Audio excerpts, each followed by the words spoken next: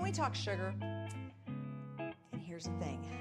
Sugar is not just sugar. It is sugar, flour, dairy, and alcohol. All of these things our body interprets as a sugar and treats them all the same. And if I had to choose one area of nutrition, which is my biggest challenge with clients, this topic is it, okay?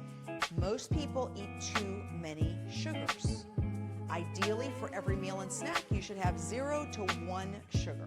So what does that look like? Well, if you're going to have coffee, cream, and sugar at breakfast, you can't have it with toast, jam, and juice.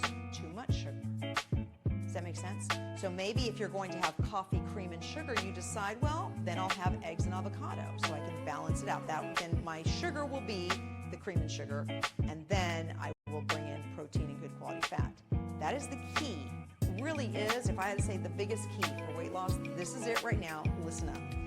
Most people are eating too many sugars, and here's the interesting thing about this. Sugar is glucose, and we do need a certain amount of glucose for brain function. And these are completely hypothetical numbers, but just bear with me. If, in theory, I am using 20 grams of glucose in order to give you this information, but I ate 30, what does my body do with that extra 10 grams of glucose?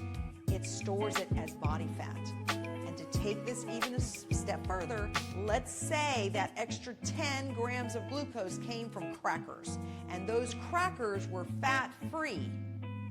My body still has the right to store that as body fat. I look at body fat as like basically squishy Ziploc baggies that the body can shove anything it wants to in there at any given time. That's what it is. It's fat cell. That's it, right there.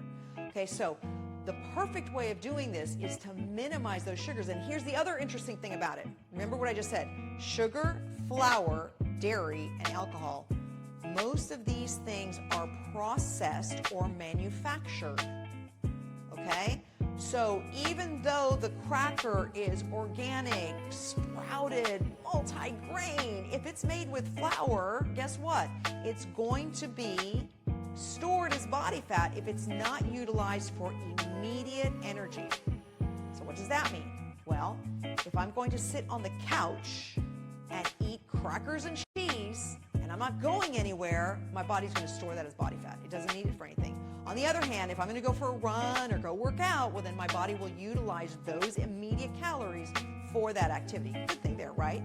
So now it's about, well, what do we do for ourselves so that we stay lean? Well, again, go back to 0 to 1 sugar per meal and snack. So if you want to take this a step further, let's just say you're going to dinner and you love your wine. That's fine. Enjoy the wine, but you can't have wine with pasta, cream sauce, and bread. Too much sugar. You see my drift here? So if you're going to have a sandwich, right, you have to choose. Do I want bread or do I want cheese? But I can't have them both. This will make your energy levels work a lot